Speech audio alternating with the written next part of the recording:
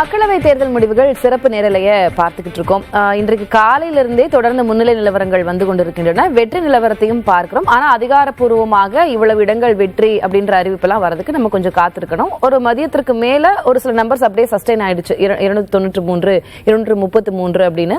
அப்போ பார்க்கக்கூடிய ஆடியன்ஸுக்கு நேச்சுரலா ஒரு சந்தேகம் இருக்கலாம். அப்போ எவ்வளவு சதவீதம் வாக்குகள் எண்ணப்பட்டிருக்கு, எவ்வளவு வாக்குகள் எண்ணப்பட்டிருக்கு, இல்ல இன்னும் ரவுண்ட்ஸ் மிச்சம் இருக்கா, எப்ப அதிகாரப்பூர்வமாக வெற்றின்னு அறிவிப்பாங்க அப்படின்ற சந்தேகங்கள் எல்லாம் இருக்கலாம். அது தொடர்பான விவரங்களை வழங்குறதுக்காக செய்தியாளர் ரமேஷ் இணைந்திருக்கிறார். ரமேஷ், தற்போது வரைக்கும் எவ்வளவு சதவீத வாக்குகள் எண்ணப்பட்டிருக்கு, இன்னும் எவ்வளவு எண்ணப்படணும், நிலவரம் என்ன?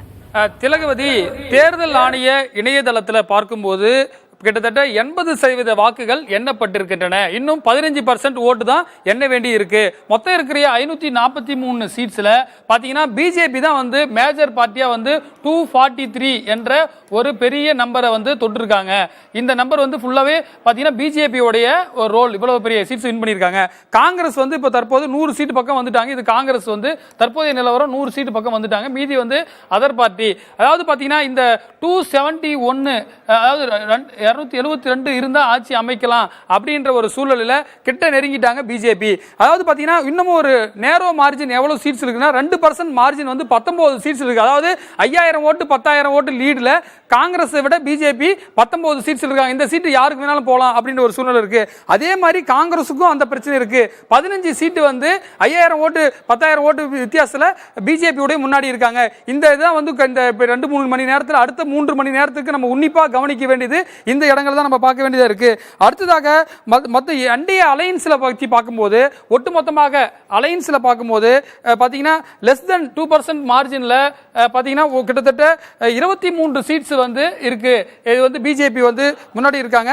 அதே போல இந்தியா கூட்டணி பாத்தீங்கன்னா 27 சீட்டு பாத்தீங்கன்னா அவங்க வந்து மொத்தமா மற்ற இடங்கள்ல இருக்கக்கூடிய அலைன்ஸ்லாம் வந்து பார்க்கும்போது இவங்க வந்து இந்தியா அலைன்ஸும் கிட்டத்தட்ட இந்த 5000 ஓட்டு 10,000 ஓட்டு வித்தியாசம் இருக்காங்க. அது மட்டும் இல்லாம 5% மார்ஜினை பொறுத்தவரை பாத்தீங்கன்னா என்டிஏ அலையன்ஸ் வந்து கிட்டத்தட்ட 35 சீட்டும் இந்தியா அலையன்ஸ் வந்து 37 சீட்டும் இருக்காங்க. கிட்டத்தட்ட இந்த நம்பர்ஸ் தான் ரொம்ப குரூசியலான டைம். இது இவ்வளவு சீட்ஸ் வந்துட்டாங்க. இந்த 5000 ஓட்டு 10,000 ஓட்டு டிஃபரன்ஸ் கிட்டத்தட்ட ஒரு 30 தொகுதி இருக்கு. இது முன்ன பின்ன மாறலாம். ஏன்னா யார் 2000 ஓட்டு முன்னாடி வருவாங்க, பின்னாடி இப்போ தர்மபுரியில் நடந்துச்சு இல்லையா, அந்த மாதிரியான சில மேஜிக்லாம் நடைபெற இருக்கிறது. இதுதான் ஒட்டுமொத்தமான தகவலா இருக்கிறது. இதுவரை 85% வாக்குகள் எண்ணப்பட்டிருக்கின்றன என்ற தகவல் நமக்கு கிடைத்திருக்கு. சிங்கிள் லார்ஜஸ்ட் பார்ட்டியாக தற்போது பிஜேபி வந்திருக்கார்கள். இவர்களுடைய கூட்டணியாக இருக்கக்கூடிய நிதிஷ்குமாருடைய கட்சியும் சந்திரபாபு நாயுடைய கட்சியும் கிட்டத்தட்ட ஒரு 30 இடங்கள் அவங்க இருக்காங்க. அப்படின்னும் போது இவங்களால தற்போது இந்த 3 பேரும் சேர்ந்தாலே ஆட்சி அமைக்கலாம் என்ற ஒரு சூழ்நிலை தற்போது இருக்கிறது. திலகவதி, உங்களுடைய விவரங்களுக்கு தகவல்களுக்கு நன்றி ரமேஷ்.